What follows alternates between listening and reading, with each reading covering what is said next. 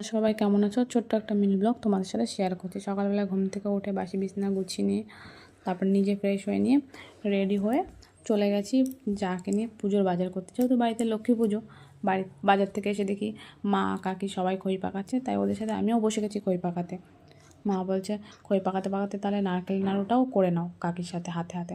তা কাকির সাথে হাতে হাতে নারকেল নাড়ুটাও করে নিচ্ছিলাম। মা বলছে তিলের নাড়ুটা তুমি আর কাকি করতে পারবে? খুব গরম, আমিই করে নিচ্ছি, এটা গরম গরম করতে হয়, না হলে পাক আসে না। তাই মা করে নিচ্ছিল। আর এই যে বোন এসছে, বোনকে দিয়ে ফুলের মালাটা গেঁথে নিয়েছি। গেঁথে নিয়ে দেখি কি কাকু এসছে, ঢাকি কাকু। ওনার ওই ঢাকটাকে পুজো করতে হয়, প্রত্যেক বছর লক্ষ্মী পুজো উনি আসে। ঢাকটাকে আমি আর কাকি মিলে দুজনে পুজো করে নিলাম।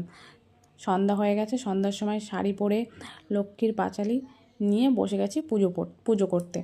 সবাই পুজোর পাঁচালি পড়া শুনছে। তারপরে বাড়িতে আবার একটা নৌকা বানানো হয়েছে, এই যে এই নৌকাটা আমাদের বাড়িতে নিয়মে আছে, বানাতে হয়। আর বাড়ির কোনো ছেলেকে দিয়েই ভাসাতে হয়, কোনো বাড়ির মেয়ে বা বউদেরকে দিয়ে এই নৌকাটা ভাসানো যায় না। যেহেতু নিয়মে আছে সেটা করতে হয়, তাই প্রত্যেক বছর আমরা এই নৌকাটা বানাই আর পুকুরে ভাসাতে যাই। কার কী নিয়মে আছে আমি বলতে পারলাম না, যার আছে সে কমেন্টে জানিও। নৌকাটা কেমন হচ্ছে সেটাও কমেন্টে জানিও। আর সবাই ভালো থেকো। আজকে এই অবধি, আরও তোমাদের সাথে আরও অনেক কথা হবে।